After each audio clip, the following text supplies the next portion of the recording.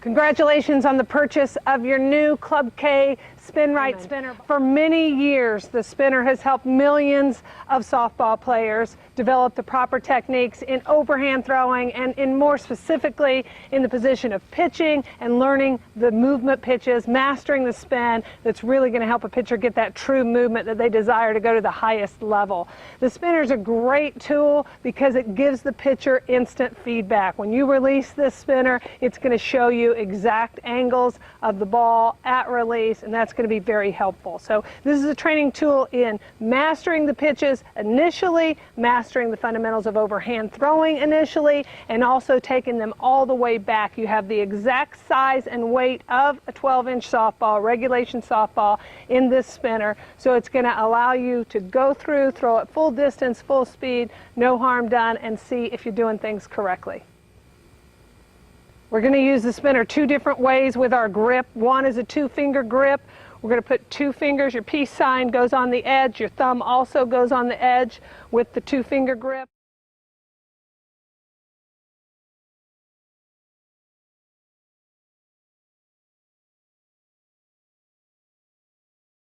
The other grip that we're going to use is a cross grip, where you just, if the spinner's laying down, you're just going to grab it across this way.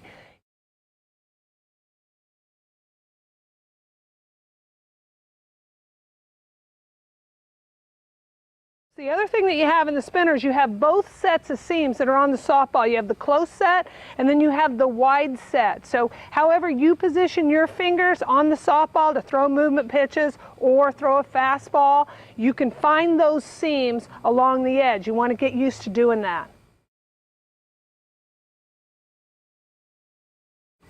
Okay, let's take a look at the overhand throwing techniques first. To start off with, you're going to get the two-finger grip. That puts the two fingers on the edge. Try to make sure you have a seam, and you also see the thumb on the edge. So this is how we're going to do any drills for overhand throwing. Okay, an easy drill to start with on overhand throwing is just to put the player on their back. They got the two-finger and thumb grip, and they're just going to toss this up. You could do this in the living room. You could just fiddle around with this anywhere, just getting used to nice, loose release. You notice the spinner is spinning. It's actually got the backward spin. It's coming off the fingertips, and watch the follow through of the athlete. You want to make sure that follow through goes off. That's what's going to give you that good spin when you're throwing overhand.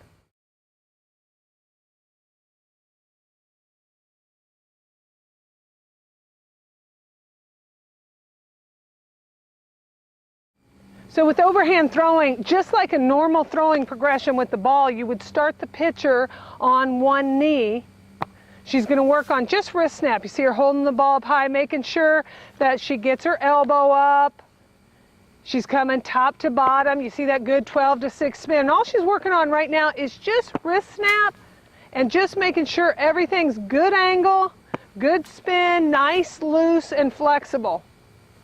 Once she gets this down, you're going to start to add distance, and the thrower herself will start to become a little more natural with her movements. If you're a basic fundamentals coach, you can have whatever steps in here you want, but the key is that the spinner is going to give you the feedback. Now, right now she's on one knee. She can make progress on one knee. She could even go full distance on one knee.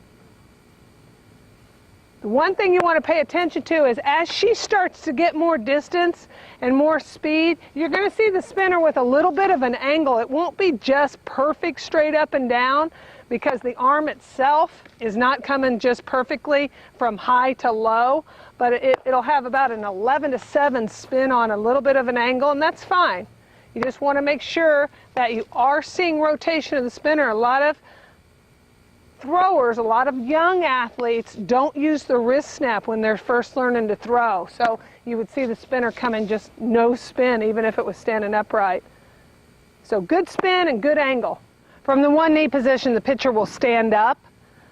I recommend just going ahead and starting with the stride in place so you can focus on the arm. And again, however you teach throwing, that's fine. The spinner's just here to give you feedback on the high to low, the 12 to 6 spin, making sure that for the most part, the thrower is releasing the ball on a vertical spinning angle. not coming across the body, not going side to side, but going high to low. Now, the thrower will just gradually back up. She will add the step. She'll start to get more natural as she gets used to this, more natural to her own throwing motion. And you can back it up as far as you want to.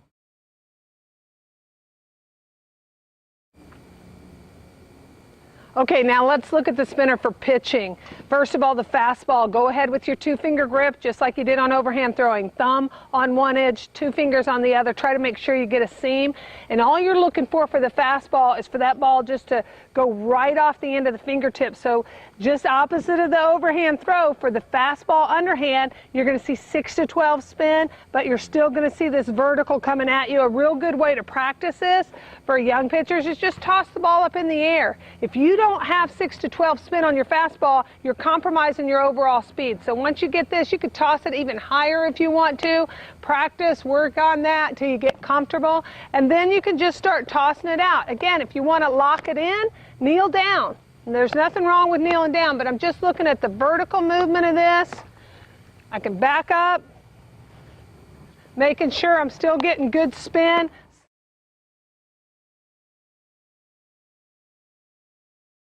And somewhere along the line, when I feel like adding the circle, I'll come back up close, I'll add my circle, still making sure I get a nice good release off my fingertips. You can see me finding those seams every time I get the grip. Nice good release off the fingertips, standing right up. Now when I get good at that, I can back up all the way, and then I'll probably start back up standing, and I'll start close again. I might toss. I might, again, as I go step by step, don't be afraid to break it down. You don't have to do all of this in one workout. I'm just making sure I'm getting a good release. This might take me days or weeks. The key here is take your time as you back up and specifically look at the angle of the spinner. Make sure you're getting good results.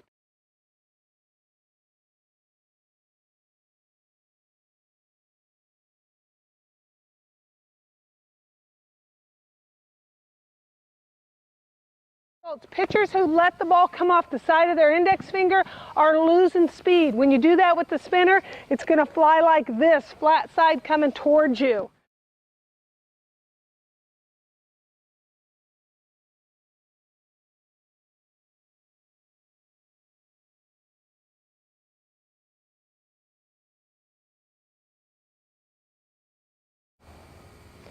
Okay, now let's take a look at the rise ball.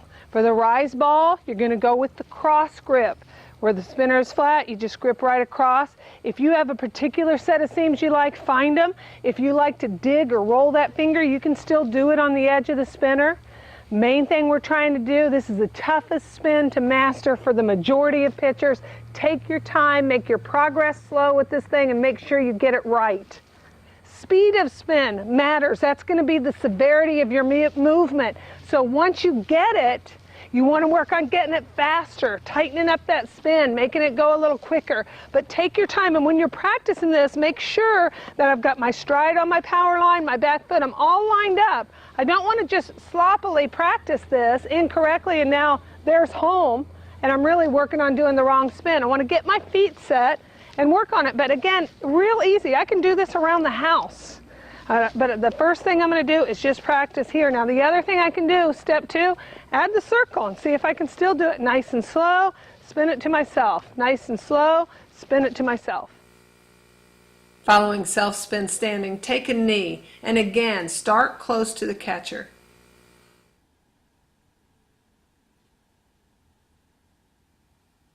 We're moving back quickly in this video, but take your time at each distance. Be sure you're getting the spins right before you back up, and I'd recommend backing up at about 5-foot increments.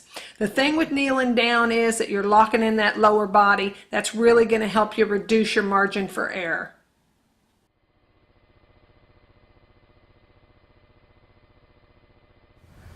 Okay, so after you go all the way back, no circle, one knee, you're going to come back up close and you're going to add your circle. Again, make sure your feet are right. Make sure this one's on the power line, you're on one knee, you're not slumping over. If you need a towel or cushion or whatever under that knee, then put it there, but do it right. Make sure you're practicing the right movements and right mechanics. This is what you want your body to remember.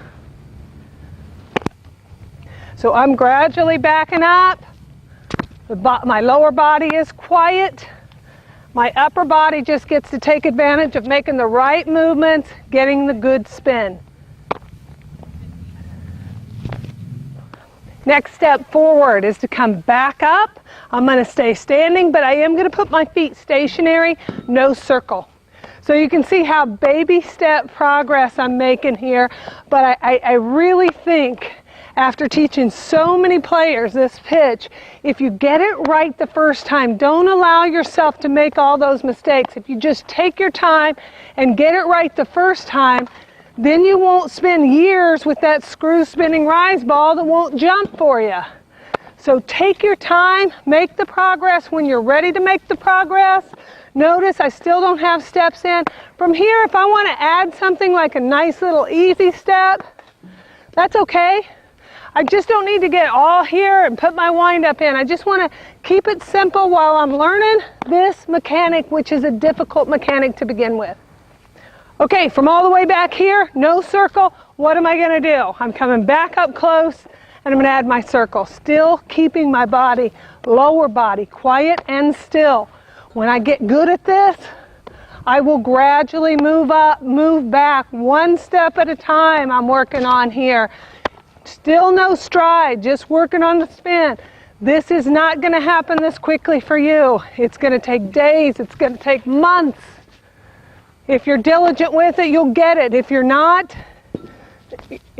repeating it and staying smooth, continuing with your workouts, you're never going to get this pitch. It's too hard.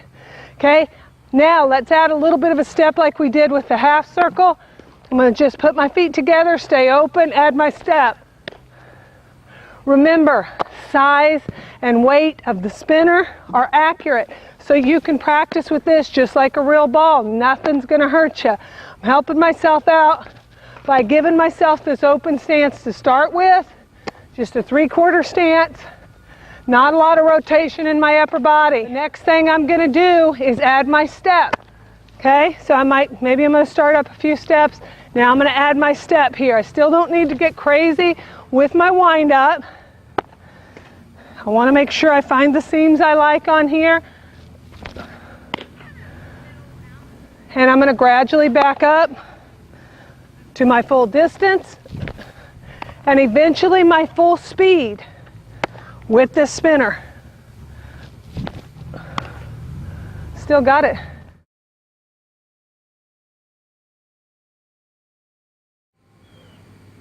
I like that the spinner will bounce. It's one of the qualities we wanted them to definitely have when they made it, so that pitchers could practice alone. So if I have a wall, I can practice my rise ball spin. If I hit it on its edge, I have a chance to catch it.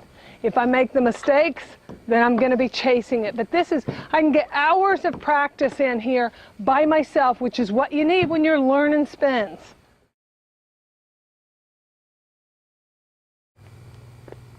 Okay, let's take a look at learning the drop with the spinner. First of all, you have two ways to throw a drop ball. One is a peel drop, where it just rolls right off the end of your fingers. That's just like your fastball. So you can work on learning that spin, that straight off spin and downward spin, just off the fastball drills that we showed, just gripping, tossing up, rocking back, whatever. But the other drop, the more severe drop a lot of times, is the turnover. And this is a pitch that a lot of coaches are afraid of, a lot of parents are afraid of, because they're afraid that pitchers will hurt themselves if they throw the drop ball, the turnover drop. You're not going to hurt yourself if you throw it correctly. If you don't throw it correctly, that's where the problem and the risk for the injury can come in. So the spinner's going to go a long ways with helping you do that. So to start with, we want to get a grip. It's going to be the cross